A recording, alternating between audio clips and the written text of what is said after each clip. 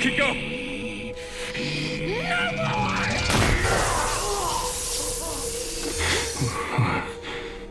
Suki realizes that she's not quite as over Bill as perhaps she thought, and an unintended consequence of saving Bill's life is that she gives Eric his memory back. So all of this really kind of beautiful, romantic, Eric innocent and childlike and so warm, we call him emo Eric, that's gone.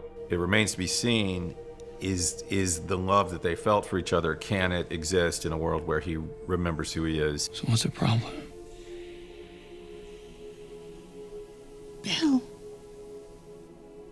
Suki's realizing, I'm in love with two men. How do I deal with that? We'll find out.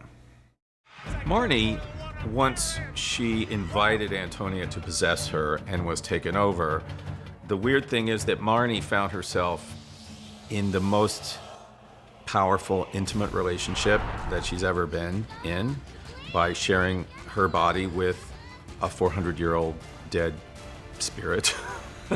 She's an outcast. She hasn't had friends around her. She's grown up very lonely, and now she has Antonia, who has given her a friend and a sister.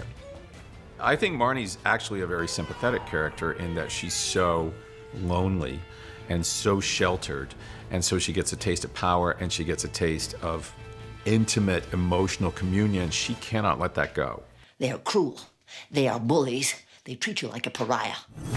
And so, being a compassionate person, Antonia says, okay, I will stay with you, but whether that is a lifelong alliance remains to be seen. After this horrible night of violence at the Dorchester, we find out that Bill is going to get rid of Marnie at all costs. But the collateral damage is huge. Blowing up Moon Goddess Emporium is not a 21st century solution. Blowing up Moon Goddess? You can't do this. Tara and other humans are in there. What I love about Suki and Jason and Lafayette and Jesus taking it upon themselves to go and figure out a way to get into Moon Goddess is because it's all about their friends. Obviously the show is larger than life and has a real genre feel to it and everything, but I think the fact that people are willing to make a sacrifice to try to save other people that they care about grounds it all in a way and makes it emotionally understandable. I think the thing that was the most challenging to wrap my mind around in this episode was what this protection spell would be.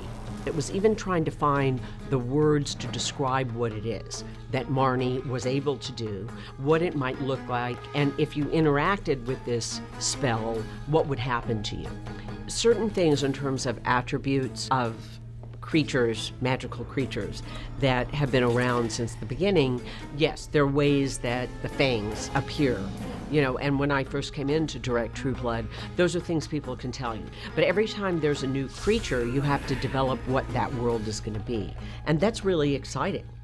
Tell me what I have to do. Come to me.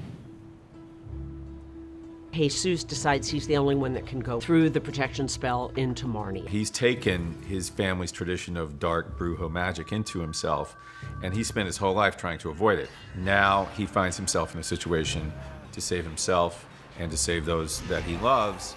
He's got to dig into that dark, dark magic, and it's scary. Of course, Suki goes and ends up being inside Moon Goddess right as they're about to launch a full-out attack.